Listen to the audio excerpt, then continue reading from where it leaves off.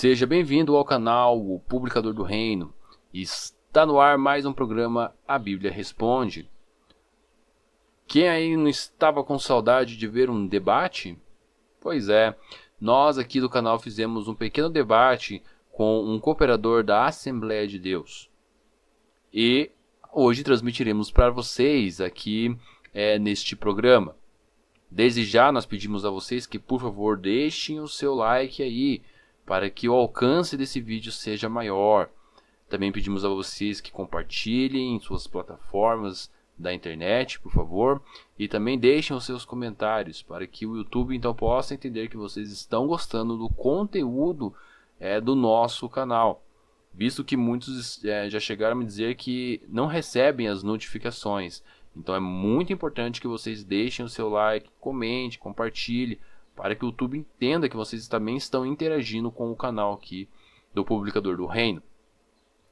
Bem, esse debate ele é bem interessante. Nós iremos tratar nesse pequeno debate sobre o tema de que se o paraíso vai ser no céu ou na terra, e se esta terra que vivemos hoje ela será destruída ou não. E aí, o que você pensa a respeito desse assunto? O que você acha? Bem, você vai ter a visão do que as testemunhas de Jeová pensam a respeito do assunto e a visão do que os membros da igreja Assembleia de Deus pensam a respeito do assunto. No final, então, você poderá, por meio dos seus comentários, mostrar o que vocês acharam e de forma respeitosa também, disser o que vocês pensam a respeito do assunto. Lembre-se, ambas as partes aqui mantiveram o respeito. Então nós pedimos também que vocês, por meio dos seus comentários, como bons cristãos, também façam a mesma coisa. Comentários deturpativos não serão aceitos aqui neste canal. Chega de falar então, solta a vinheta que vai começar mais um programa A Bíblia Responde.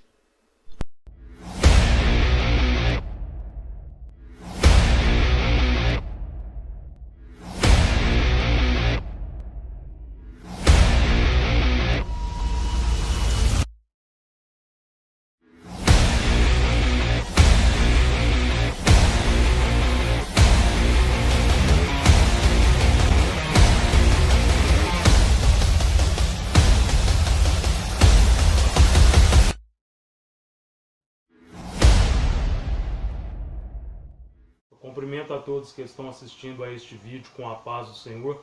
Meu nome é Moisés de Paula Manso, sou cooperador e segundo dirigente de uma das nossas congregações da Igreja Evangélica Assembleia de Deus, e eu fui convidado pelo Publicador do Reino das Testemunhas de Jeová para um debate bíblico, e o tema escolhido foi se o paraíso será aqui nessa terra, né? É um assunto escatológico. E a minha linha teológica, nós defendemos o pré-tribulacionismo. E o que é o pré-tribulacionismo? O pré-tribulacionismo ele defende, que a igreja ela será arrebatada antes da grande tribulação. E nós sabemos que nós estamos vivendo um período aí de sinais que antecede a volta de Jesus, que o próprio Jesus Cristo ele chamou esse período, denominou esse período de o princípio de dores. Então, meus queridos, vocês que estão ouvindo aí os meus argumentos do início desse debate, gostaria de vos dizer de informar que eu vou usar apenas 3 textos, aqui como base bíblica neste bloco, porque são as regras que foi pedido aí no debate. Então, eu gostaria de estar falando aí sobre o tema, o paraíso será aqui na terra. Esse tema nós vemos que é uma pergunta. O paraíso será aqui nessa terra? Eu gostaria de vos dizer, de informar, que o paraíso não será nesse planeta Terra. Não será nesse planeta Terra, Por que não será nesse planeta Terra? Porque a Bíblia nos informa, em 2 Pedro capítulo 3, versículos 7 e 10, que essa terra ela será destruída. Vamos ver o que fala lá em 2 Pedro, capítulo 3, versículo 7 e versículo 10.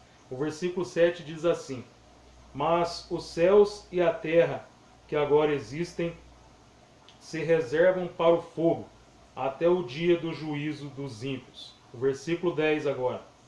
O dia do Senhor virá como ladrão de noite, e os céus passarão com grande estrondo, e os elementos ardendo se desfarão, e a terra e as obras que nela há se queimarão. Pode ver que no final diz assim, e a terra e as obras que nela há se queimarão. Então, meus queridos, nós cremos que a terra ela passar por uma transformação muito grande, né? O relevo será totalmente mudado, as obras humanas serão queimadas no fogo. Então, Deus ele precisará criar novos céus e nova terra. E, meus queridos, o céu não será aqui nessa terra pelo seguinte, o céu que nós cremos é o céu onde Jesus Cristo ele disse que ele iria para o seu Pai, mas ele voltaria outra vez, porque ele prepararia o lugar, ele voltaria outra vez para nos levar com ele mesmo, para que aonde ele estivesse, nós estivéssemos também. Esse é o paraíso que nós cremos, as moradas celestiais que Jesus Cristo ele foi nos preparar e voltará um dia para nos levar para juntamente com ele. E o paraíso também que nós cremos é o paraíso onde o ex-ladrão da cruz, ele disse para Jesus Cristo, lembra-te de mim quando entrares no teu reino. E Jesus Cristo disse para ele, hoje mesmo estarás comigo no paraíso. O paraíso que nós cremos é o paraíso onde Estevão, quando ele estava morrendo, ele estava entrando em óbito, ele viu a Jesus Cristo sentado à destra de Deus Pai Todo-Poderoso, Jesus Cristo sentando à direita de Deus Jeová. Esse é o paraíso que nós cremos, é um paraíso celestial. E o paraíso que nós cremos também é o paraíso onde o apóstolo Paulo ele viu. A Bíblia nos fala que o apóstolo Paulo ele foi arrebatado até o terceiro céu. O próprio apóstolo Paulo ele disse, eu conheço um homem que se no corpo não sei, se fora do corpo também não sei, Deus o sabe, só sei que esse homem foi arrebatado até o terceiro céu e ouviu coisas inefáveis que aos ouvidos dos homens não é lícito falar. E para terminar também, o paraíso que nós cremos é a Nova Jerusalém, onde ela tem 12 portas de pérola. O apóstolo João viu a Nova Jerusalém, que tem 12 portas de pérola. O formato da cidade é um formato quadrado, e o muro da cidade é um muro de jaspe, as suas ruas e a cidade também é de ouro puro. E nessa cidade tem um rio da água pura, um rio da água cristalina, que é claro como um cristal, o rio da água da vida que passa por essa cidade. E Deus, então ele destruirá esse planeta Terra, ele precisará reformar, vai fazer um novo céu, um novo espaço sideral e uma nova terra, né? Conforme está dito lá em 2 Pedro capítulo 3 e versículo 13, que nós aguardamos novos céus e nova terra. Esse é o meu terceiro texto. E a pergunta que vai para o publicador do reino é a seguinte, se o paraíso será aqui na terra, quem morará no céu com Jesus? Olha a pergunta. E quando será a sua vinda para buscar os seus escolhidos? Fica aí a minha pergunta, meu querido. A você, publicador do reino, aguardando a resposta aí. Deus os abençoe em nome de Jesus. Eu sou o publicador do reino. Desde já agradecemos pelo convite aceito do Sr. Moisés para esta palestra bíblica. Chegou a nós um vídeo onde o mesmo gravou com 2 testemunhas de Jeová em seu canal. Os irmãos eles se esforçaram bastante, mas não estavam preparados para uma palestra bíblica mais profunda. Ao assistir o vídeo indicado pelos nossos ouvintes aqui do canal, me senti no dever de convidar o Sr. Moisés para uma palestra em nosso canal, com o tema Será o paraíso aqui na Terra ou não? Esse, sem dúvida, é um tema interessante, visto que a maioria das religiões ela ensina que a morada dos justos será no céu, na glória com Cristo, rasgando assim muitas profecias bíblicas que provam que a maioria dos humanos viverá aqui na Terra. Afinal de contas, Deus criou o ser humano para viver na Terra e não no céu. Antes de mais nada, vamos deixar claro uma verdade da Bíblia mencionada em Romanos 12:1. Esse texto ele deixa bem claro que nós temos que usar a lógica para adorar a Deus e interpretar a Bíblia. Não podemos nos deixar levar pela emoção. Antes de tudo, nós devemos avaliar o contexto bíblico, o contexto do livro mencionado, e se o argumento usado de alguma forma não contradiz alguma verdade da Bíblia em outra parte das Escrituras. É isso que irei fazer. E você, caro ouvinte que está vendo esta palestra, no final dela poderá decidir em quem acreditar. E somente você poderá fazer isso. Então vamos lá. O senhor Moisés, ele mencionou em seu primeiro texto, 2 Pedro 3, 7, 10, e ele disse, abre aspas, Deus precisará criar novos céus e uma nova terra. Eu fico aqui me perguntando por que Deus ele precisaria destruir a sua criação se quem pecou foi o homem. Não foi o próprio Criador que disse no final da sua criação que tudo era muito bom? O senhor Moisés ele desconsidera o contexto e outras partes das escrituras que prometem que essa terra nunca será destruída.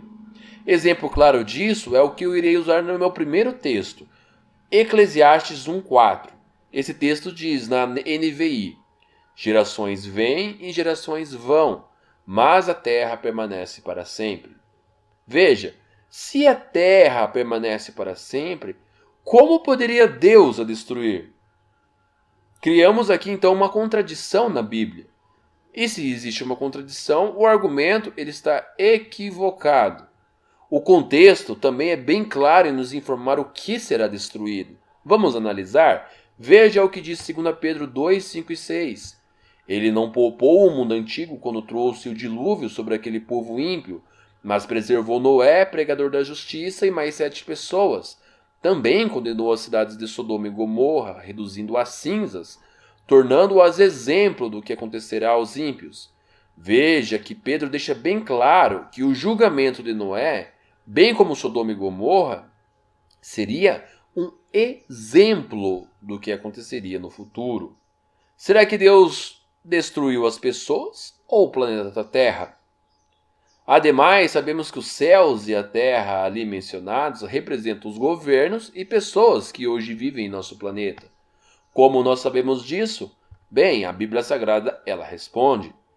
Usando agora o meu segundo texto, veja o que diz Isaías 1, 2 e 10. Ouçam, ó céus, escute, ó terra, pois o Senhor falou, criei filhos e os fiz crescer, mas eles se revoltam contra mim. Quem é esse céu e quem é essa terra que deveria escutar o que Jeová falou? Veja o versículo 10. Governantes de Sodoma, ouçam a palavra do Senhor. Vocês, povo de Gomorra, escutem a instrução de nosso Deus. Conseguiu pegar o paralelismo que tem o texto? Os céus representando os governos e a terra representando as pessoas? Sim, assim nós respondemos com base na Bíblia, que conforme o contexto nos prova, e outros livros proféticos nos dão base, para dizermos que o que será destruído com fogo não será o planeta Terra, e sim os governos que hoje existem e as pessoas que não seguem a Cristo. Essa pequena explicação refuta uma parte do argumento levantado pelo Sr. Moisés. Vamos responder a segunda pergunta agora. A sua pergunta, desculpe, no caso. Se o paraíso será aqui na terra, quem morará com Jesus? Referente à outra pergunta, eu não irei responder, pois ela foge do tema em questão. Para responder a esta pergunta e aproveitar e refutar os outros argumentos que ele levantou, a saber sobre o ladrão ao lado de Jesus e Estevão, por exemplo, nós temos que sempre analisar as palavras de nosso mestre Jesus, e não isolar um texto. Jesus ele deixou bem claro na Bíblia que não são todas as pessoas que estão qualificadas para viver no céu juntamente com ele. Antes, ele mesmo disse que existia um requisito. Sim, um requisito muito importante para se ir para o céu. Veja agora, usando o meu terceiro texto, o que diz João 3,5. Respondeu Jesus, digo-lhe a verdade, ninguém pode entrar no reino de Deus se não nascer da água e do Espírito. Ao analisarmos o contexto, percebemos que João Batista ele foi quem começou o batismo por água, o batismo de arrependimento, e que este prepararia o caminho para a vinda do Messias, que era Jesus. Você vê isso analisando o contexto. E quem foi o primeiro a ser batizado em água e Espírito Santo? De acordo com o contexto, foi o próprio Jesus Cristo. Depois disso, de acordo com as Escrituras, os discípulos foram batizados com o Espírito Santo lá em Pentecostes de 33 depois de Cristo. Assim, nós refutamos a ideia de que o ladrão ao lado de Cristo tenha ido para o céu, pois primeiro, ele não seguia Cristo. Segundo, ele não cumpria os requisitos para ir para o céu. E terceiro, o próprio Jesus afirma que ele estaria no paraíso e não no céu. Um judeu naquela época, ele entendia que todas as profecias, elas apontavam para uma vida futura aqui na terra. Nós vemos isso até hoje, pois os judeus ainda esperam o Messias para governar e não destruir essa terra e levar pessoas para o céu, contrariando as escrituras sagradas. Além do que, Jesus ele estaria mentindo àquele ladrão. Afinal de contas, Jesus não foi para o céu no mesmo dia, pois ele ficou 3 dias na sepultura e quando ressuscitado ainda ficou 40 dias aqui na terra, até voltar para o céu à direita de seu Deus e Pai. Já o caso de Estevão é um pouco diferente. Estevão ele foi batizado em água. Estevão também foi batizado em Espírito Santo. E Estevão então cumpria os requisitos para ir para o céu e num futuro próximo reinar com Cristo lá de cima. Assim fica respondida a sua pergunta. Se o paraíso será aqui na terra, quem morará com Jesus? A resposta: somente aqueles que cumprem os requisitos ditos pelo Senhor Jesus em João 3,5, a saber, somente aqueles que forem batizados em água e Espírito Santo. De acordo com as regras, posso agora lhe fazer uma pergunta a ser respondida pelo Senhor. A pergunta é: como as pessoas justas antes de Jesus podem estar no céu se elas não cumprem o requisito que o Senhor Jesus disse? Ser batizadas em água e Espírito Santo, visto que o primeiro foi Jesus e depois disso os apóstolos em Pentecostes de 33 depois de Cristo? Fico então no aguardo da sua resposta. Olha, o pioneiro regular, que é o publicador do reino, ele me fez a seguinte pergunta: por que Deus ele destruiria a sua criação se depois que ele a fez, ele disse que tudo era muito bom? Eu responderei essa pergunta da seguinte forma. Em Gênesis capítulo 1 e versículo 27, Deus ele havia acabado de criar o homem e a mulher, à sua imagem. E na sequência, no versículo 31, Deus ele também disse que tudo era muito bom. Nós vemos lá Deus ele dizendo tudo era muito bom. Mas quando nós vamos olhar no capítulo 6 e versículo 6 de Gênesis, nós vamos ver lá que Deus ele havia arrependido de ter criado o homem, de ter feito o homem na terra. Isso era por causa do pecado e que Deus ele destruiria o homem e a mulher, a humanidade, no dilúvio. Isso aí que Deus ele se arrependeu de ter criado o homem, não significa realmente que Deus ele se arrependeu de verdade. Porque o nosso Deus ele não muda. Nosso Deus ele é o mesmo ontem, hoje e será eternamente. Mas simplesmente Deus ele estava mudando de atitude de longanimidade e misericórdia, ele estava passando agora a uma atitude de juízo perante a raça humana. E então foi quando Deus ele pegou e destruiu a raça humana no dilúvio. E da mesma forma que Deus ele precisou destruir o homem aí por causa do pecado, Deus ele precisará destruir também os céus, o espaço sideral, e precisará destruir a terra, porque ambos estão contaminados aí com Satanás e com o pecado. Satanás, além dele passear pela terra, ele também se propaga pelo espaço sideral. Nós vamos ver isso lá em Jó capítulo 1, versículo 6 e versículo 7, e no capítulo 2, versículo 1 e versículo 2. Nós vemos lá que aconteceu uma reunião, e essa reunião não pode ter acontecido na habitação de Deus no céu, ela só pode ter acontecido no espaço sideral, porque Satanás ele já havia sido expulso da terra, lá do céu aqui para a terra. Nós podemos perceber isso, que Satanás ele já havia sido expulso, porque lá em Gênesis, quando Adão e Eva erraram, foi o próprio Satanás que enganou Adão e Eva. Então ele já estava aqui na terra, ele já havia sido expulso no céu. E nós sabemos também que Satanás ele já havia sido expulso do céu, porque lá em Salmo 5, versículo 4, está dizendo que com Deus não habita o mal. Então, como que se Satanás já havia se rebelado, ele estaria habitando com Deus lá no céu? Então, isso prova que ele já havia sido expulso de lá do céu aqui para a terra.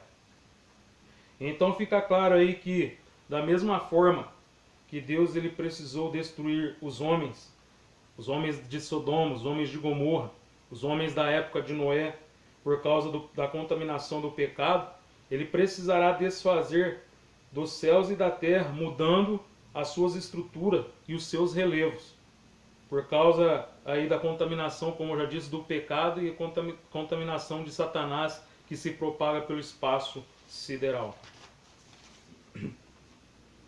Agora sobre aí a sua afirmação de que Deus ele destruirá somente os governos humanos e ele não destruirá essa terra, eu gostaria aí de afirmar que após o arrebatamento da igreja acontecerá o tribunal de Cristo e as bodas do Cordeiro.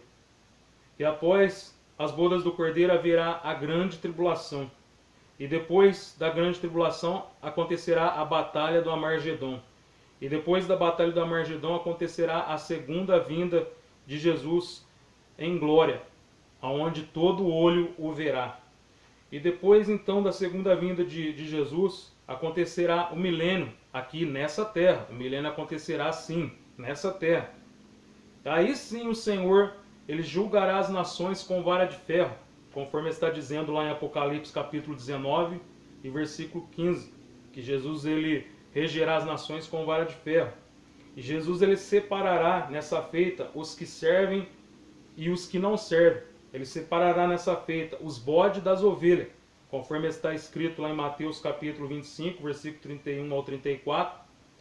E os injustos, eles irão para o fogo e tormento eterno, mas os justos, eles irão para a vida eterna, conforme está dizendo lá em Mateus 25, versículo 41 e versículo 46. E as nações, elas serão julgadas nessa feita, elas serão julgadas e separadas ali no Vale de Josafá, para elas poderem participar do milênio que acontecerá com Jesus Cristo aqui na terra. Jesus Cristo reinará nessa terra durante 1000 anos. Nós podemos ver isso, que Jesus separará as nações ali no Monte de Josafá, no Vale de Josafá, lá em Joel capítulo 3 e versículo 12. E no milênio também nós aprendemos na Bíblia, que a natureza ela precisa passar por uma transformação, ela será transformada a natureza. Porque além da humanidade estar contaminada pelo pecado, a natureza também ela geme, ela está contaminada com o pecado. E a natureza ela aguarda a redenção, que é quando Jesus Cristo ele reinará aqui nesse mundo, nesse planeta Terra que nós vivemos, durante 1000 anos, que será o milênio. Está escrito isso lá em Romanos 8, versículo 20 e versículo 23. E nessa feita os animais selvagens, eles serão animais mansos, eles passarão por uma transformação.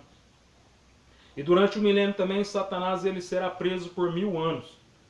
E haverá paz nessa época e as pessoas elas terão uma vida longa. E também após o milênio Satanás ele será solto de novo por um breve espaço de tempo e ele convencerá várias nações a ficar contra Jesus, mas eles serão derrotados por Jesus Cristo. E depois do milênio acontecerá o juízo final, e onde todos os ímpios e Satanás eles serão julgados e serão lançados no lago de fogo e enxofre e sofrerão eternamente, conforme está escrito em Apocalipse 20, versículo 10 e versículo 15. E por último, Deus ele desfará com os céus e com a terra, por causa do pecado, e então Deus ele precisará fazer novos céus e uma nova terra. Deus ele poderá até usar a mesma matéria dessa primeira terra que nós vivemos hoje. Mas uma coisa eu digo para vocês, ouvintes, que essa terra ela será totalmente diferente dessa primeira terra.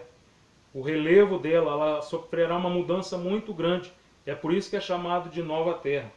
E é nessa terra, essa nova terra que Deus ele vai criar, aonde a Nova Jerusalém ela baixará com os salvos nessa nova terra, é aí que acontecerá a eternidade, onde céus e terra serão a mesma crei, porque nós receberemos nossos corpos serão transformados conforme o corpo de Jesus Cristo, que comia peixe, mel silvestre e atravessava a parede ao mesmo tempo. É um corpo diferente, que toca no material e toca no mundo espiritual. Então nós receberemos um corpo glorioso, um corpo transformado para habitar nessa nova terra, onde a Nova Jerusalém ela baixará, conforme está escrito em Apocalipse 21, e versículo 2 e versículo 10. E agora eu vou refutar o que o Senhor publicador do reino disse a respeito do ladrão, que se o ladrão o ex-ladrão, né? Se ele tivesse ido para o paraíso no mesmo dia, Jesus, olha só, o publicador do reino disse que Jesus ele estaria mentindo, pois Jesus ele ficou 3 dias na sepultura, na cova. E depois que ele ressuscitou, ele ficou mais 40 dias na terra. Mas meus ouvintes, vocês que estão assistindo, a Bíblia ela especifica no original quando a palavra direcionada na Bíblia é cova, ou quando a palavra é cova é sepultura. No original hebraico, a palavra cova é kever, e no original grego a palavra é minemeion.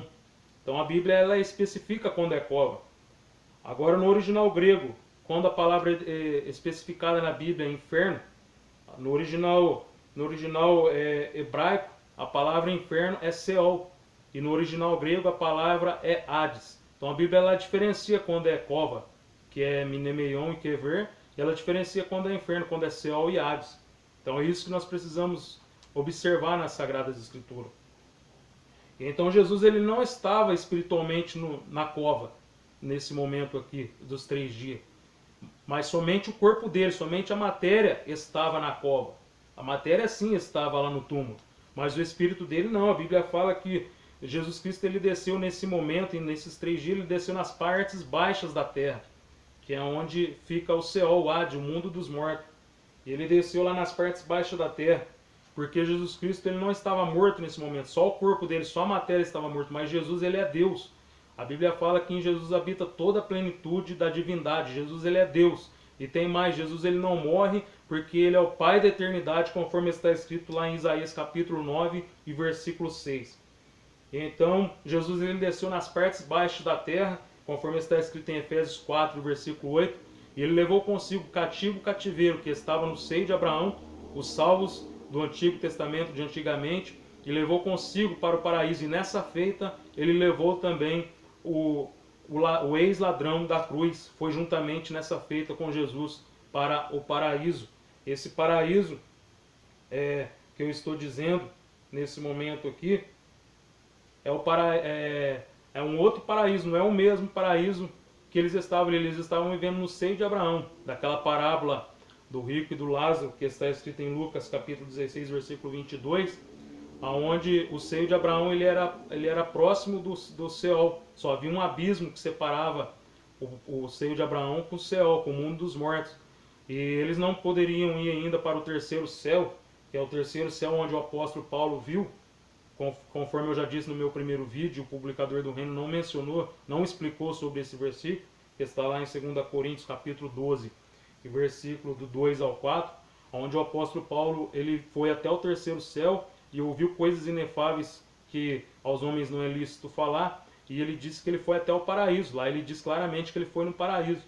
Então Jesus ele tirou as almas aqui que estavam aqui no seio de Abraão, do Antigo Testamento, e levou, porque eles não tinham direito de salvação, mas agora Jesus já tinha morrido, pagado o preço na cruz do Calvário. Então Jesus resgatou eles e levou eles para o terceiro céu, que é o paraíso do nosso Deus. E agora, a partir do momento que Jesus ele morreu na cruz do Calvário, todos têm o direito de salvação. Agora eu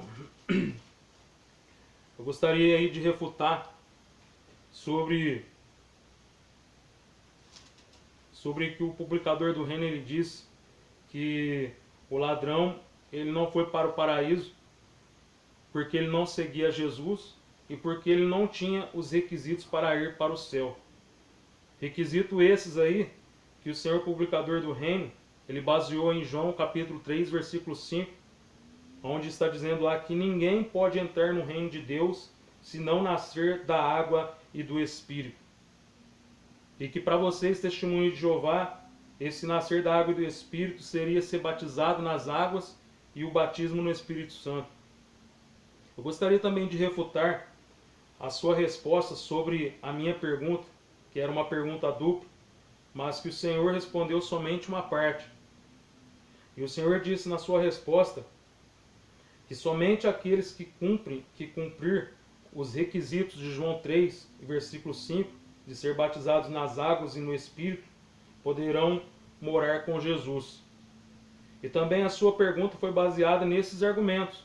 Sua pergunta foi essa: como as pessoas justas que viveram antes de Jesus podem estar nos céus, sendo que elas não cumpriu os requisitos dito por Jesus de ser batizados nas águas e no Espírito Santo? Olha aí a sua pergunta. A minha resposta é a seguinte: Enoque, ele também não foi batizado nas águas e também não foi batizado no Espírito Santo. Mas quando nós olhamos em Gênesis capítulo 5, versículo 22 ao 24, nós vamos ver lá dizendo que andou Enoque 300 anos com Deus e Deus o tomou para si. Enoque, ele foi arrebatado. Nós vamos ver na Bíblia Sagrada que Elias, ele tinha o Espírito Santo na vida dele. Mas porém Elias, ele não era batizado nas águas e ele também não era batizado no Espírito Santo. Mas nós vamos ver lá em 2 Reis, capítulo 2, versículo 11, lá dizendo que Elias, ele subiu ao céu num redemoinho. E ele foi arrebatado sem ser batizado nas águas e sem ser batizado no Espírito Santo. Então, e aí fica claro que não é o batismo nas águas e nem o batismo no Espírito Santo que garante a nossa salvação.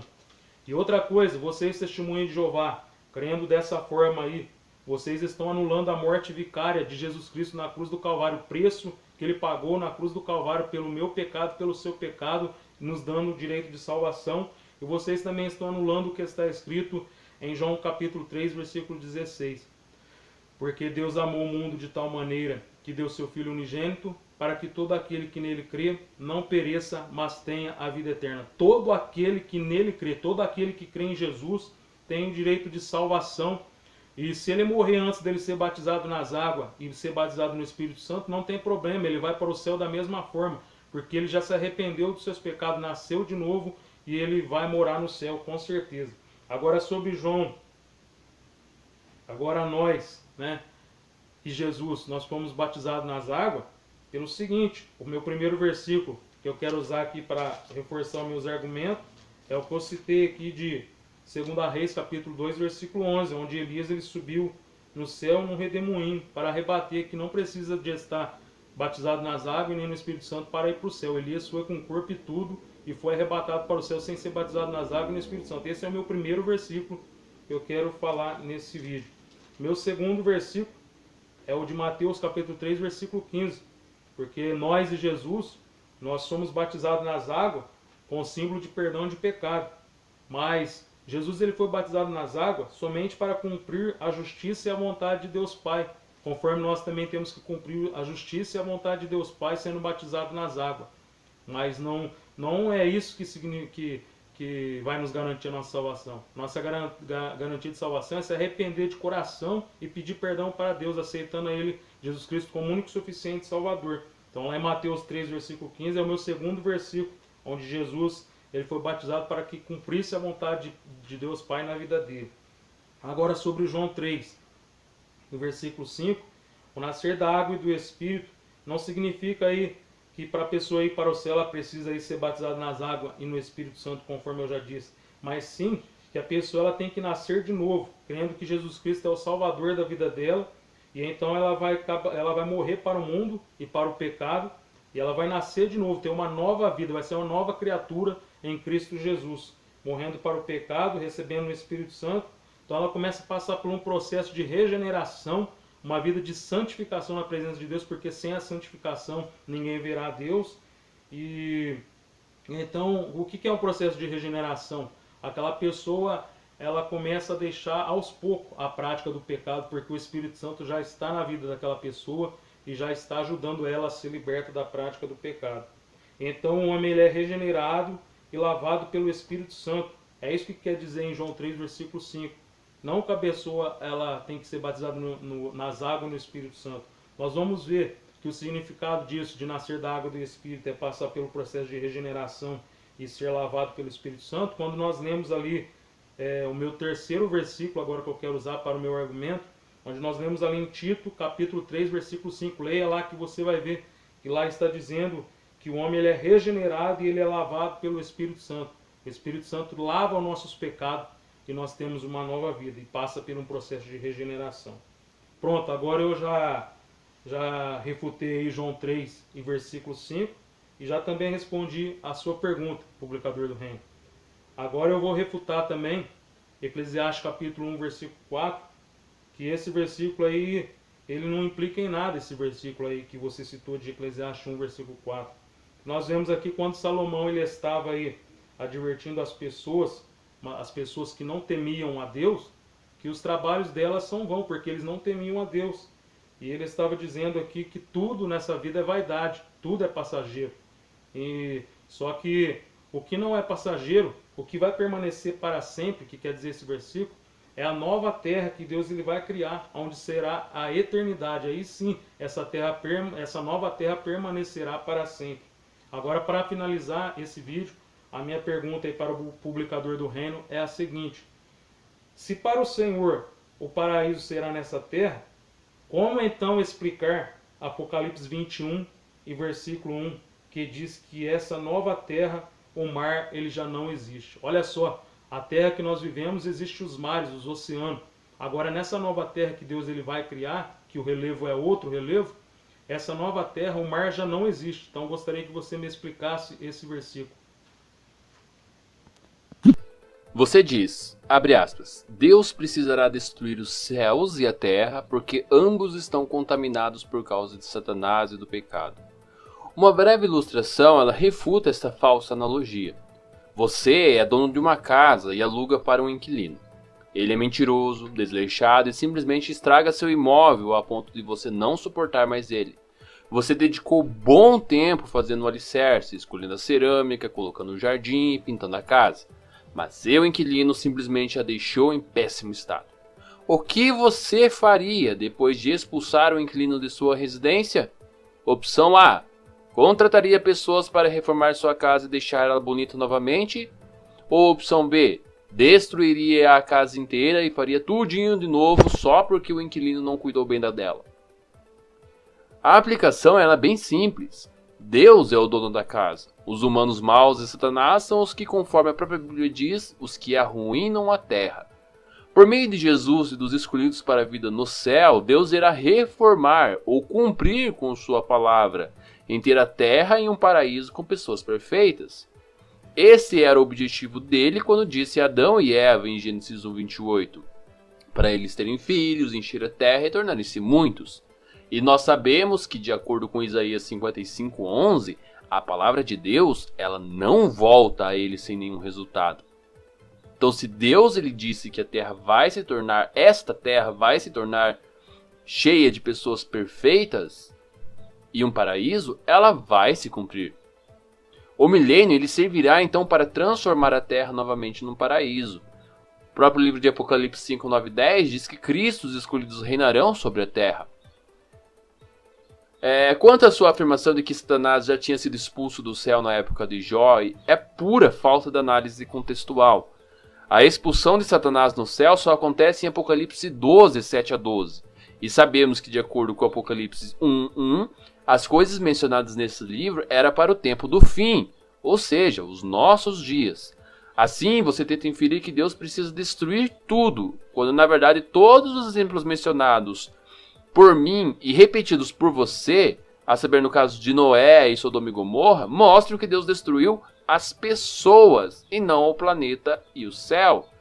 Então, isso mostra que pessoas justas continuaram vivendo nesta terra. Referente a toda a escatologia que o Senhor mencionou, do Armagedon até o final do milênio, eu não discordo em nada.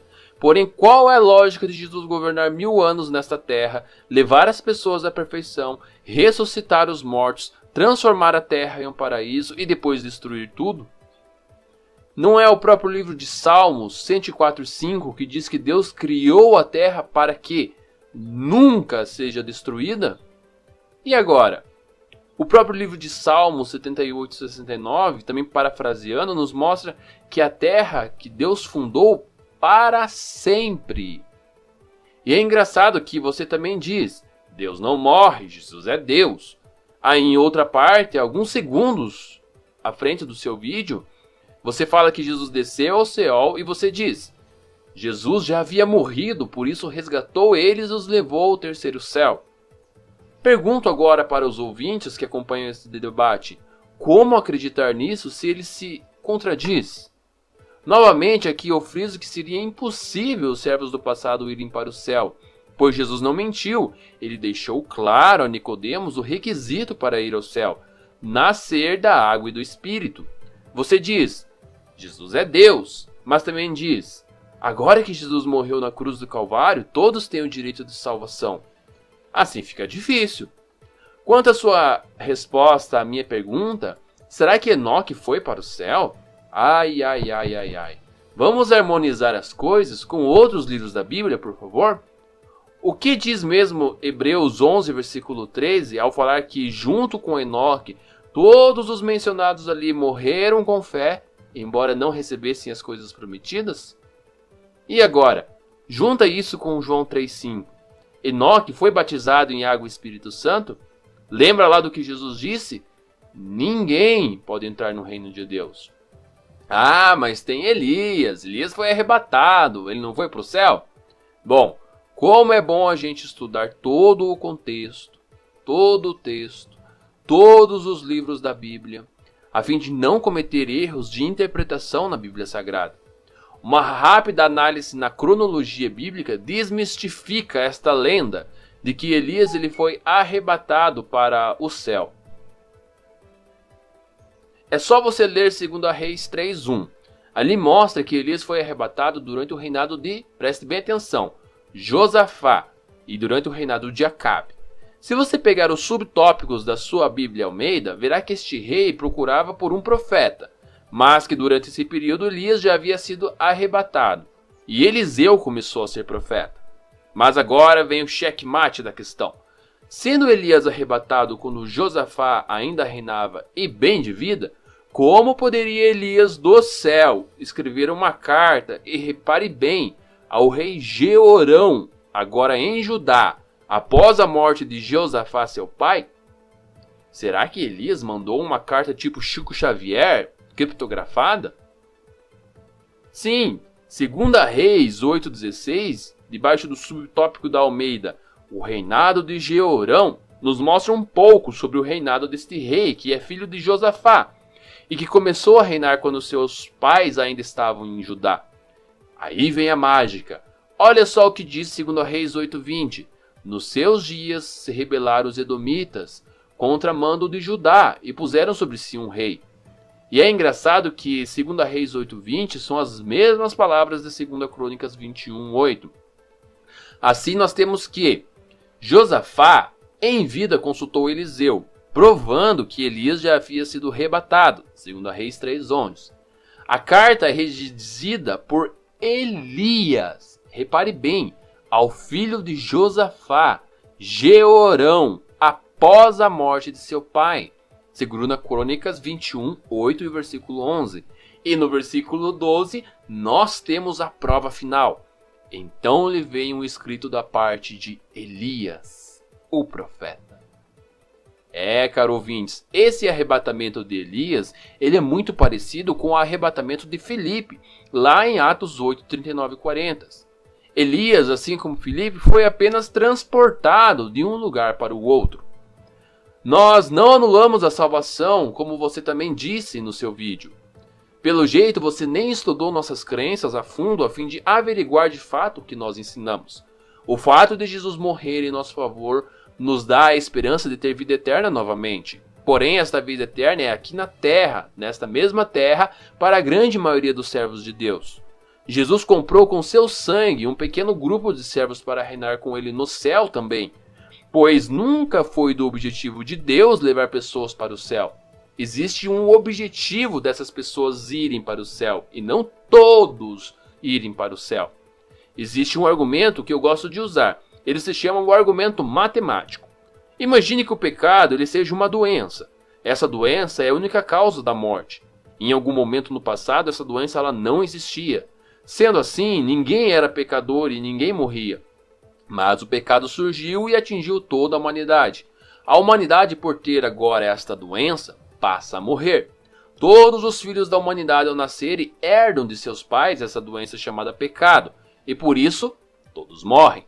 Porém, um bom médico descobre como curar a humanidade e consegue erradicar a doença chamada pecado, por tirar essa doença do mundo. O que acontece no mundo quando o pecado sai dele? Pense, qual opção você escolheria? Sem pecado, o mundo fica livre da morte, logo, vida eterna na terra para as pessoas. Ou segundo, a terra não possui mais pecado, ela será destruída e todo mundo vai para o céu. Meus 3 textos em forma de premissa são esses. Deus criou o homem no mundo com vida eterna, Gênesis 2,17.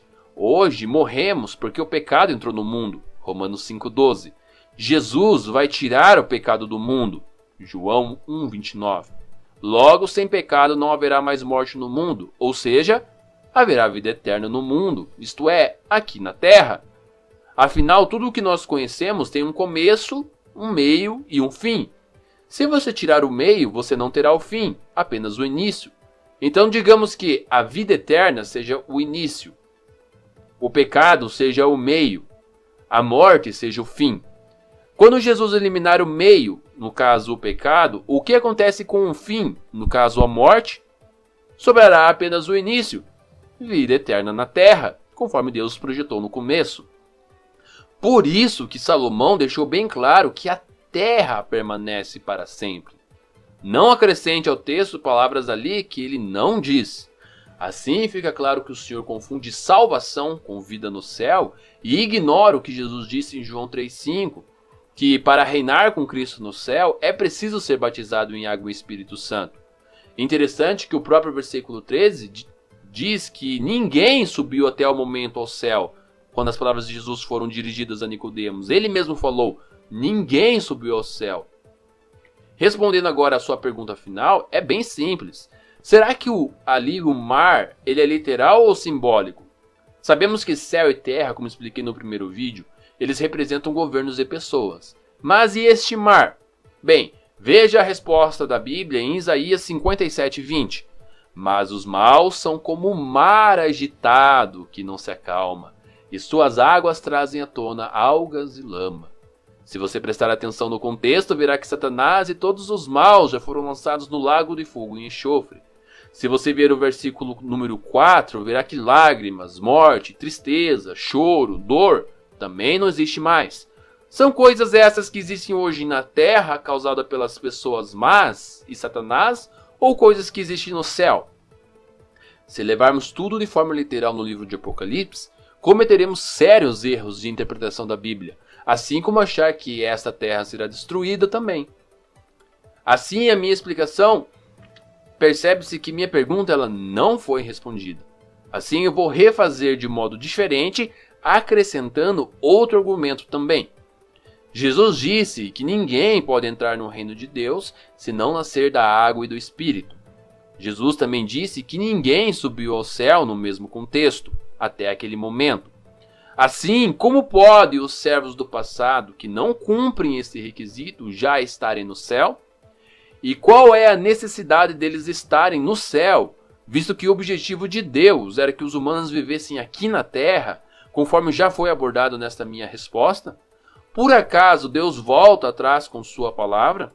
Isaías 55:11, para frisar essa última pergunta. Lembrando agora que você tem 20 minutos para responder a essa pergunta e fazer as suas considerações finais, dando por final a sua participação neste debate. Então, por favor, você tem 20 minutos para dar seu último argumento, né? Fazer a sua pergunta, as suas considerações finais e encerrar então a sua parte nesse debate. Desde já eu agradeço a sua participação e fico aguardando o seu vídeo. Gostaria de, em primeiro lugar, aqui responder a sua segunda parte da sua pergunta, que é a seguinte. O senhor perguntou qual é a necessidade de pessoas irem para o céu, sendo que o objetivo de Deus era que os humanos vivessem aqui nessa terra. Realmente, o nosso Deus, os planos do nosso Deus era com que o homem e a mulher vivessem felizes aqui nessa terra. Mas o nosso Deus ele também deu livre-arbítrio para o homem e para a mulher, e eles teriam que decidir entre obedecer a Deus e desobedecer a Deus. E o homem e a mulher eles decidiram desobedecer a Deus, e por isso entrou o pecado no mundo, e através do pecado entrou a morte. E todos nós agora estávamos em pecado e destituídos estávamos da glória de Deus. Mas o nosso Deus ele não foi pego de surpresa. com esse ato do ser humano, com essa escolha. O nosso Deus ele já tinha o seu plano elaborado, a sua estratégia elaborada antes da fundação do mundo, conforme está escrito lá em Apocalipse capítulo 13, versículo 8, parte B, onde está dizendo lá que o Cordeiro ele foi morto desde a fundação do mundo. E é por isso que Jesus ele veio aqui na terra, morreu em meu lugar e em seu lugar para que nós pudéssemos ter o direito de salvação. Agora voltando aí à sua pergunta sobre qual é a necessidade de pessoas irem para o céu, gostaria de dizer que Deus ele prometeu aos seus servos que antes de começar a grande tribulação, né? Grande tribulação é essa, que é aquela grande aflição, né? Que nunca houve, nunca haverá, que nós vemos ali em Mateus 24, versículo 21. Deus ele prometeu que ele livraria a sua igreja da grande tribulação, dessa época, da grande tribulação, conforme ele prometeu à igreja de Filadélfia, que tipifica a igreja dos últimos tempos. E então ele disse lá em Apocalipse 3, versículo 10, para a igreja de Filadélfia: te guardarei da hora da tentação que há de vir sobre todo o mundo. E lá em 1 Tessalonicenses capítulo 5 e versículo 9, Deus ele disse dessa forma, que ele não nos destinou para a ira, mas ele nos destinou para a salvação. Em 1 Tessalonicenses capítulo 1, versículo 10, diz que Jesus ele nos livra da ira futura. E em Jeremias capítulo 30, versículo 7, diz que Deus ele livrará Jacó, que é a nação de Israel, o seu povo, do grande dia, tempo de angústia. Lá em Daniel capítulo 12, versículo 1, parte B, fala que haverá um tempo de angústia, o qual nunca houve, mas que Deus ele livraria, olha só, Deus ele livraria o seu povo, todo aquele que achar o seu nome no livro. Então, através aí desses 5 versículos na Bíblia Sagrada, nós provamos aí que o Senhor livrará os seus escolhidos da grande tribulação, os arrebatando para o terceiro céu. Mas vocês, testemunhos de Jeová, ensinam que Jesus ele foi empossado como Rei Celestial de Deus no ano de 1914, ano aí que o próprio Jesus ele havia predito a sua presença como Rei Celestial. Ou seja, um ano aí que o próprio Jesus ele havia predito que ele voltaria, né, como Rei Celestial. E que de 1914 para cá, os tempos aí eles tiveram muitas mudanças, né? Foi marcado por vários eventos, né, mundiais, como guerras, fome, terremotos e epidemias.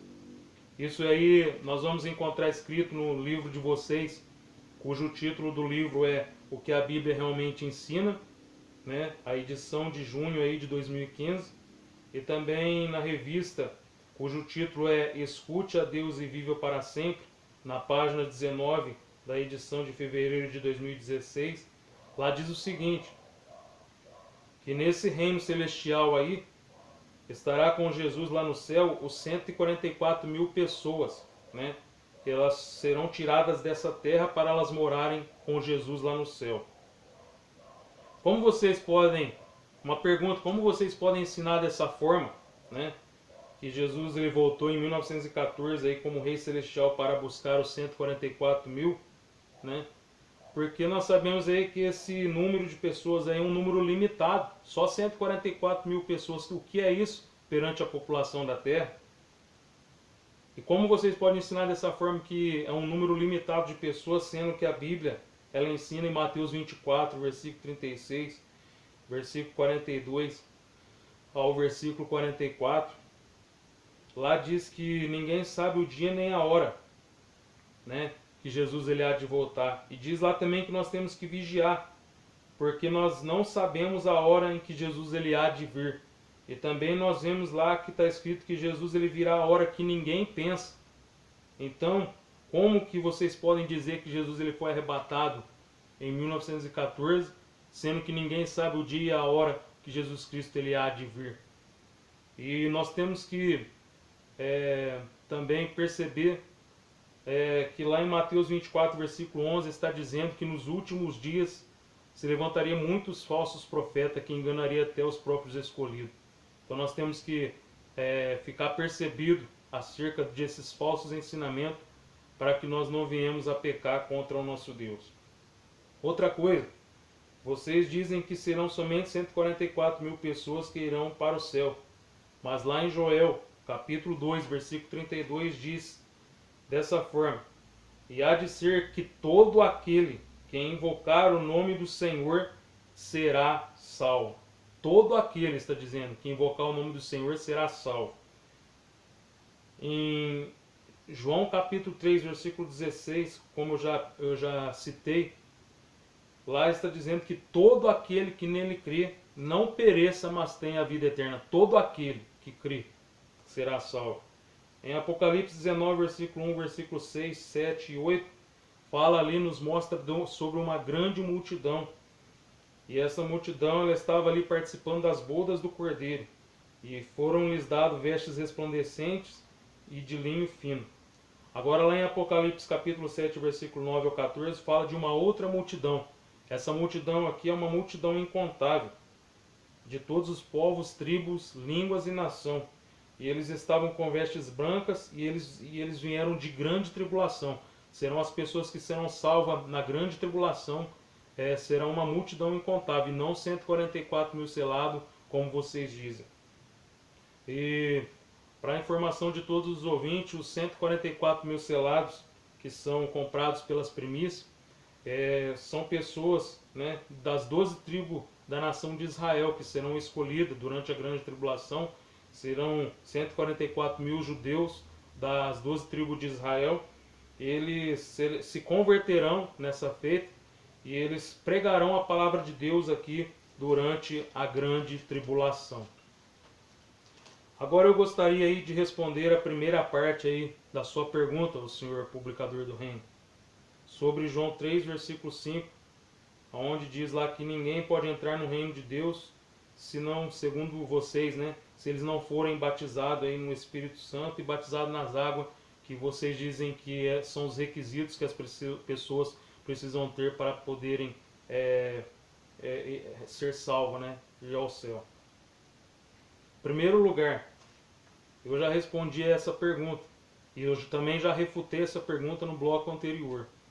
Mas gostaria de mencionar novamente, falar sobre, ensinar, explicar sobre isso, que o significado desse nascer da água e do Espírito aí é que uma pessoa, quando ela tem que crer de todo o coração que Jesus é o Salvador. É isso que significa isso. A pessoa ela tem que crer em Jesus Cristo, que Ele é o único Salvador, de todo o coração dela. E também a pessoa ela morre para o mundo, morre para as práticas do pecado, e então ela começa a ser regenerada. Ela recebe o Espírito Santo, começa a ser regenerada e lavada pelo Espírito Santo. Nós vamos entender que é isso que quer dizer o nascer da água do Espírito quando nós lemos Tito capítulo 3, versículo 5, onde lá está dizendo que nós seremos regenerados e lavados pelo Espírito Santo. Então está refutado mais uma vez sobre João 3, versículo 5. Agora eu gostaria de refutar João 3, versículo 13, onde lá está dizendo que ninguém subiu ao céu a não ser Jesus. Para nós entendermos aí esse texto aí de João 3, versículo 13, nós também temos que ler o versículo 12. Quando Jesus ele falou lá assim: se vos falei de coisas terrestres e não crestes, como crerão se vos falar das celestiais? Percebam aí. Então nós temos que perceber aí que Jesus ele quis dizer que ninguém subiu ao céu e voltou de lá para nos trazer mensagens celestiais, a não ser Ele mesmo, o próprio Jesus, né? Que Ele desceu do céu trazendo mensagens celestiais para a nossa vida. É essa que é a interpretação correta de João 3, versículo 13. Agora aí, quando o Senhor publicador do reino disse aí que Enoque e Elias não foram para o céu, não foram arrebatados, eu achei um absurdo. E eu até pensei que isso poderia ser uma piada, mas não é impossível um negócio desse, não tem cabimento, né?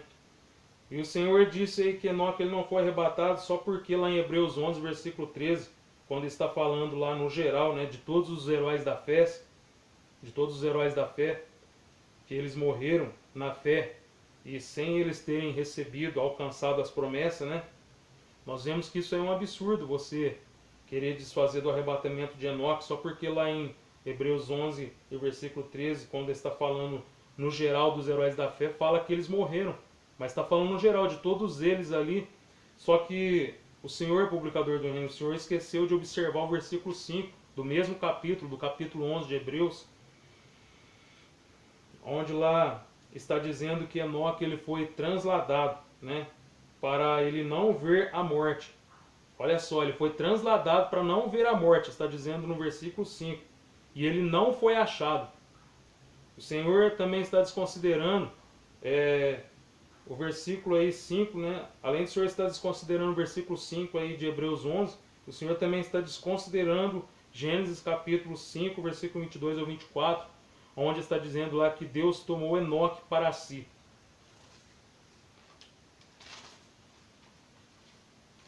E o Senhor também disse que Elias ele não foi arrebatado porque Jeorão ele havia recebido uma carta de Elias quando Elias já havia sido arrebatado.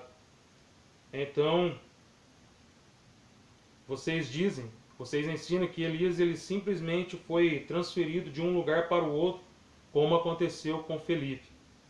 Mas eu gostaria de explicar esse texto aqui, esse acontecido sobre a carta aí de Elias, dizendo da seguinte forma, que assim como os evangelhos eles não estão escritos, né, em ordem cronológica, pode ter acontecido o mesmo aqui no Antigo Testamento acerca desse assunto sobre a carta de Elias para Jeorão. Pode ter acontecido aqui que isso não está escrito em ordem cronológica. Outra coisa que a gente poderia supor, de uma forma mais correta do que a interpretação de vocês que estão negando o texto que diz que Elias ele foi arrebatado, nós poderíamos afirmar também que pode ser que Deus ele havia inspirado a Elias a escrever uma carta futuramente para Jeorão, e quem entregou essa carta para Jeorão foi Eliseu.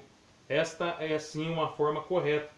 Agora, fazer igual vocês aí, duvidar sobre o arrebatamento de Elias, é pôr por terra toda a autoridade aí da palavra de Deus, né?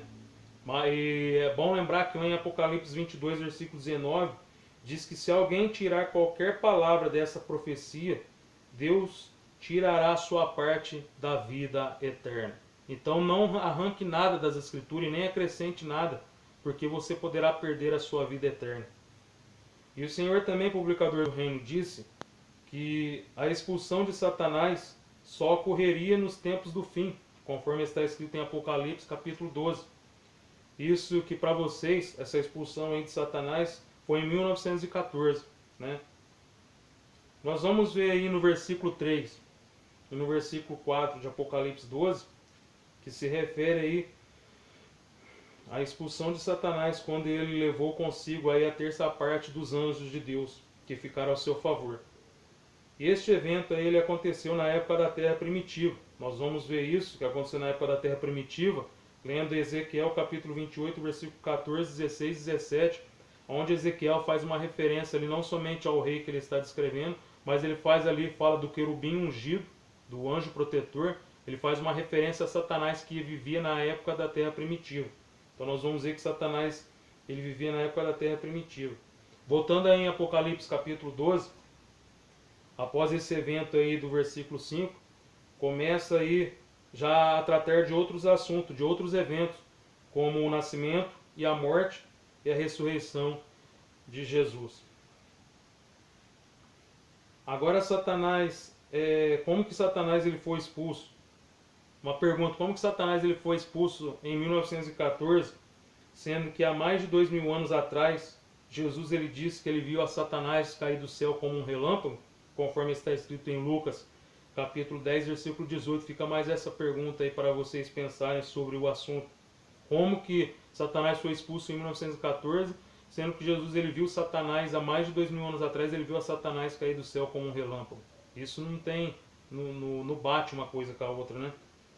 Então fica claro aí, né, que Satanás ele se rebelou, que assim que Satanás ele se rebelou contra Deus, ele foi expulso de imediato aqui para a terra. Porque, conforme eu já disse, né, que lá em Salmo 5, versículo 4, está dizendo que com Deus não habita o mal. Gostaria também de refutar Salmo 78, versículo 69 e Salmo 104, versículo 5, onde você diz lá que Deus ele criou a terra para sempre e que a terra ela nunca será destruída por causa desses salmos. Eu volto a repetir que a terra que não será destruída e a terra que ela durará para sempre será a nova terra. Por que será a nova terra?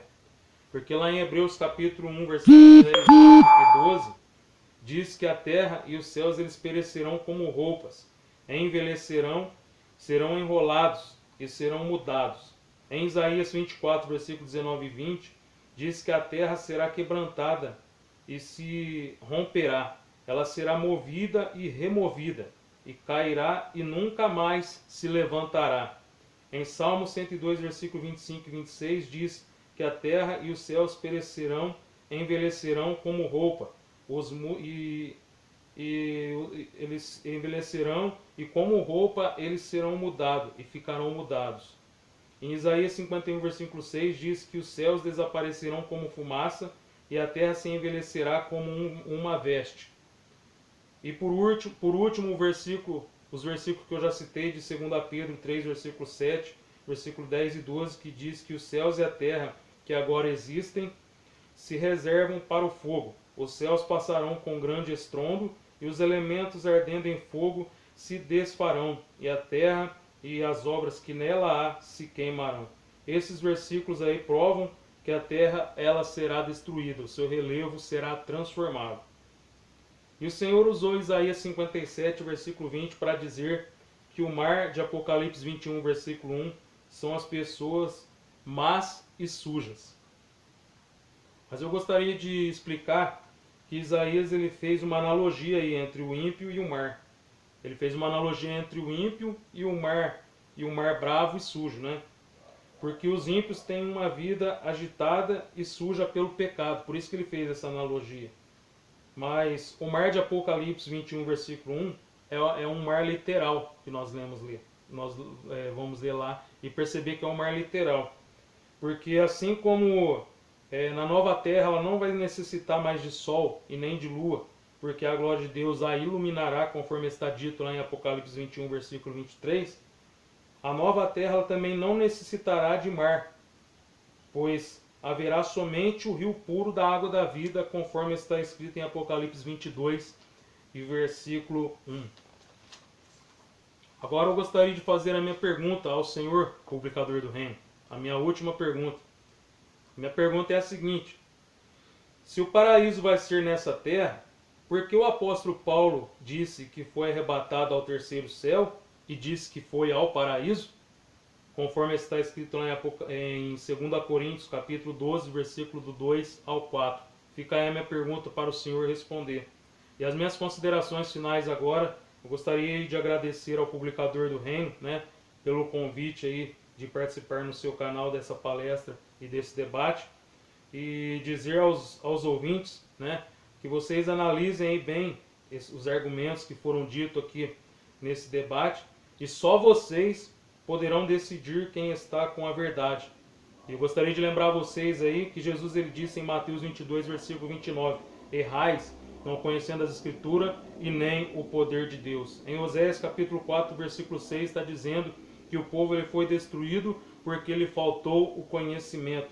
E em João capítulo 8, versículo 32 está dizendo, e conhecereis a verdade e a verdade vos libertará. Deus os abençoe e tenham todos fiquem todos com Deus na paz do nosso Senhor e Salvador Jesus Cristo. Já no início do seu vídeo você diz: Jesus veio aqui na terra, morreu em meu lugar e em seu lugar para termos o direito de salvação. Ok, lembra da minha premissa do vídeo anterior? Tudo tem um começo, um meio e um fim. Você acha que esqueceu dela porque você nem mencionou em sua tentativa de resposta. O que você mencionou agora apenas reforça meu argumento, visto que o Senhor Jesus veio exatamente para acabar com o meio, ou seja, o pecado, para que não existisse mais o fim, ou seja, a morte. Logo sobra apenas o começo, ou seja, vida eterna aqui na Terra. Ao citar vários textos sobre salvação, só mostra que você confunde salvação com o direito de ir para o céu. A Bíblia fala lá em Apocalipse que uma grande multidão que nenhum homem podia contar sairia com vida da grande tribulação. Essas pessoas não seriam os servos de Deus também? Eu concordo que antes da guerra do Armagedon, os escolhidos para a vida no céu já terão sido arrebatados. Porém, isso nada tem a ver com todas as pessoas irem para o céu e esta terra ser destruída. Não confunda as coisas. Novamente, fica claro que você não estudou profundamente nossos ensinos e muito menos me parece conhecer o significado de parousia, ou seja, presença, e a vinda de Cristo, ou seja, sua manifestação como Rei, que são duas coisas totalmente diferentes. Aproveitando, peço realmente para os ouvintes buscarem em nosso site oficial jw.org ou a biblioteca online, o hall.jw.org, os livros citados pelo Sr. Moisés. Ali vocês poderão ver o que as testemunhas de Jeová ensinam e comparar com o que ele falou, para tirar a prova real de que quem está falando a verdade e quem está atacando um espantalho, que nada tem a ver com o tema. Normalmente quem faz esse tipo de coisa são pessoas que não têm argumentos. Não somos nós que ensinamos que apenas 144 mil vão reinar com Cristo no céu. É a Bíblia que diz isso. Além do que, como já falei anteriormente, por que Deus levaria toda a humanidade para viver no céu, se a vontade dele era ter pessoas perfeitas aqui na terra? A palavra de Deus volta atrás. Esqueceu de ler Isaías 55:11? Só para esclarecer, as testemunhas de Jeová acreditam que em 1914 Jesus começa a reinar no céu, cumprindo assim a profecia de Salmo 110:2, subjuga no meio dos teus inimigos. A volta de Cristo para trazer julgamento à humanidade cumprirá então Daniel 2:44, destruindo todos os reinos deste mundo e cumprindo também a oração modelo de Mateus 6:9-10, fazendo com que a vontade de Deus seja feita também aqui nesta terra. Só uma coisa, Joel 2:32 fala que todo aquele que invocar o nome de Jeová será salvo, e não o nome do Senhor. Além de que a salvação mencionada nesse texto nada tem a ver com ida para o céu. Quando Deus salvou Noé e sua família, eles ficaram aqui na terra, não foi? Quando Deus livrou Ló de Sodoma e Gomorra, ele não enviou anjos aqui para a terra para os proteger? E não foi o próprio Cristo que disse que, assim como era nos dias de Noé, assim como era nos dias de Ló, da mesma forma será na presença do Filho do Homem? Ou seja, as pessoas, as atitudes e o exemplo de Jesus mostra claramente que por meio do reino de Deus, Jesus irá destruir os ímpios e preservar nesta terra os justos. Afinal, o que diz mesmo os Salmos 37, 10 e 11? Vamos ver? Apenas mais um pouco, e os maus deixarão de existir. Você olhará para onde estavam, e eles não estarão lá. Mas os mansos possuirão a terra, e terão grande alegria na abundância de paz. Quando o Senhor fala de Apocalipse e diz que nós falamos que somente 144 mil se salvarão, isso definitivamente prova que o Senhor não conhece nossas crenças, pois nós ensinamos que 144 mil irão para o céu reinar com Cristo, e a grande multidão será salva, será então serva também deste reino aqui na terra, e todos esses são salvos graças ao sacrifício de Jesus Cristo, conforme diz João 3,16. E será que os 144 mil são das 12 tribos de Israel? Novamente, isso mostra que o Senhor desconsidera o contexto bíblico. Abre lá a Bíblia em Apocalipse 5, 9 e 10, onde retrata os selados dizendo que eles foram comprados de toda tribo, língua, povo e nação. Aí, se você for em Apocalipse 14, do 1 ao 3, verá que eles foram comprados da humanidade e não de uma nação específica. E é engraçado que isso nem faz parte do tema. Veja que a pessoa no caso, por favor, caros ouvintes, a pessoa ela tá com um espantalho e eu tenho que ficar aqui refutando algo que nem faz parte do tema do debate. Novamente, sobre João 3,5, você dá um significado que Jesus não disse e nem eu falei. Eu não disse que essa era o requisito para as pessoas serem salvas. Eu disse e só falei o que Cristo falou, que o requisito para reinar ou adentrar ao céu junto de Cristo é ser batizado em água e Espírito Santo. Quanto à sua explicação de João 3,13, ela simplesmente não refuta nada. Jesus fala a Nicodemos que nenhum homem subiu ao céu. Isto é uma afirmação. Ninguém foi ao céu. Jesus era o único que já havia estado lá e poderia afirmar que somente quem nasce da água e do Espírito poderia ir para o céu. Lembra o contexto? Jesus faz uma afirmação para enfatizar um requisito, para que Nicodemos entenda que ele não que Jesus ele não estava falando de nascer do ventre da mãe novamente, como Nicodemos ele havia falado lá, o contexto, e sim entrar no reino do céu. Isso deixa claro que até aquele momento ninguém havia subido ao céu, pois ninguém, exceto Jesus, até aquele momento havia cumprido o requisito de ser batizado por água e Espírito Santo.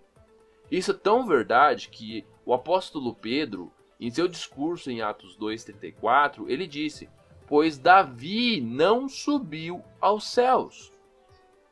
Mas Davi não era um homem bom? Ele não merecia subir ao céu, como você falou, não obter a salvação? E agora? Quanto à sua explicação sobre Enoque, meu Senhor e meu Deus, você cita e dá ênfase no verso 5, onde diz que Enoque foi transladado para não ver a morte. Porém, o verso 13 fala que todos morreram com fé. Será que nós temos aqui uma contradição na Bíblia? Ou será que você está dando uma interpretação diferente? Não coloque em contradição a palavra de Deus. Quanto a Gênesis, aonde diz que Deus tomou Enoque para si, é lógico, Deus abreviou a vida de Enoque para que ele não fosse morto cruelmente pelos seus inimigos, por ter feito uma profecia de condenação àquele povo. Poxa, leia o contexto das coisas.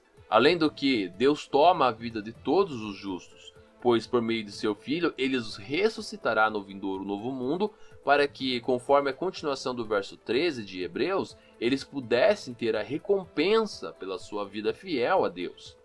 Agora, quanto a Elias, eu fiquei bem admirado com a sua resposta. Como que os evangelhos de Cristo não estão escritos em ordem cronológica? Tem certeza que o senhor lê a mesma Bíblia que eu leio? Todos os evangelhos batem um com o outro e completam um ao outro em toda a pregação e vida do Senhor Jesus Cristo. Você diz, pode ter sido que isso não pode ter sido em ordem cronológica. Isso é o que o senhor acha ou o que a Bíblia diz? Você também diz, outra coisa que a gente poderia supor. Bem, achismo acredito que não cola nem comigo e nem com os ouvintes do canal que, por favor, me desculpe. E como você bem mencionou, é bom lembrar que em Apocalipse 22:19 que realmente nós não podemos arrancar nada e nem tirar nada da Bíblia Sagrada. Aí eu me pergunto, por que então a sua religião retira o nome de Deus das Escrituras? E eu não falo nem da pronúncia Jeová, Javé, Jeová e por aí vai. Eu falo do tetragrama das Escrituras Sagradas. Tenho aqui Bíblias produzidas pela casa publicadora Assembleia de Deus que o tetragrama não consta nas passagens e simplesmente vocês adulteram o texto sagrado e substituíram por o Senhor. Cuidado! Quando você aponta um dedo para mim, tem 4 apontando para o Senhor. Quanto ao Apocalipse 12, que você também tentou refutar e não foi bem sucedido, acho que foi porque o senhor não leu Apocalipse 1:1. Ali diz, revelação de Jesus Cristo, ao qual Deus lhe deu para mostrar aos seus servos coisas que brevemente devem acontecer, e pelo seu anjo os enviou e as notificou João seu servo. Viu só? Brevemente deve acontecer, futuro e não coisas do passado. Afinal de contas, o livro de Apocalipse ele é um livro profético, que fala coisas do futuro, e não um livro histórico, que contam coisas do passado. Quanto aos ao texto que você citou de Lucas 10:18, que Jesus diz, né? Já posso ver, ou Satanás já havia sido caído do céu. Ali Jesus está falando num sentido afirmativo, ou até mesmo no sentido profético da coisa. Quando Jesus disse que observou Satanás já caído, ele evidentemente destacou a certeza da queda de Satanás. Isso é similar a outras profecias bíblicas que falam sobre acontecimentos futuros usando termos do passado. Por exemplo, note a associação do passado com o futuro ao ler a respeito do Messias em Isaías 52:13 ao 53:12, que tanto o senhor como os ouvintes podem ler depois. É provável que Jesus estivesse também expressando uma confiança em que a expulsão de Satanás do céu ocorreria segundo o propósito de seu Deus e seu Pai Jeová.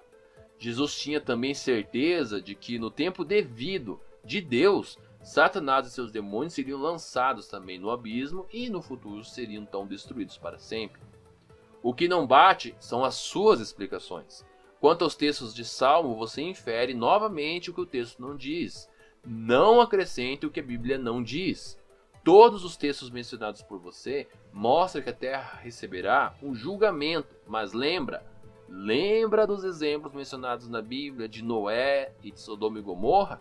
Quem foi destruído? O céu e a terra ou as pessoas ímpias? Quanto à sua pergunta final, Paulo ele usou o termo revelações, o que indica que ele ficou sabendo de coisas que vão existir no futuro. Na Bíblia, a palavra céu, ela pode se referir ao céu literal, que nós podemos ver. Mas ela, às vezes, se refere também a governos humanos. E pode se referir também ao governo de Deus, como é o caso do reino de Deus. Às vezes, a Bíblia repete uma coisa 3 vezes, quando também quer dar ênfase. Então, por falar de um terceiro céu, Paulo, ele aparentemente estava querendo descrever uma forma de governo bem superior, no sentido de uma melhor qualidade. No caso, o reino governado pelo Senhor Jesus Cristo e pelos selados que estarão com ele no céu. Assim como o apóstolo Pedro ele escreveu, nós estamos aguardando novos céus ou um novo governo, referindo-se às promessas de Deus, conforme diz 2 Pedro 3,13. E o que é o paraíso mencionado por Paulo?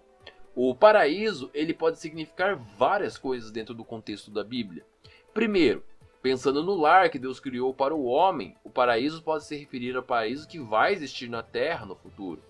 Segundo, pode se referir ao ambiente especial de paz que Deus vai dar para o seu povo também no novo mundo.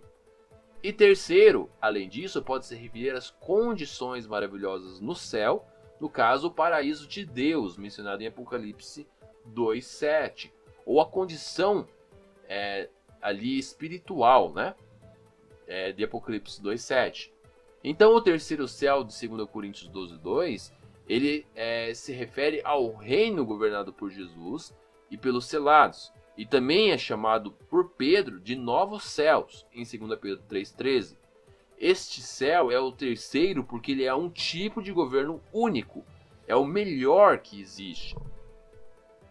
O paraíso para onde Paulo foi arrebatado na visão, então provavelmente refrisando e afirmando.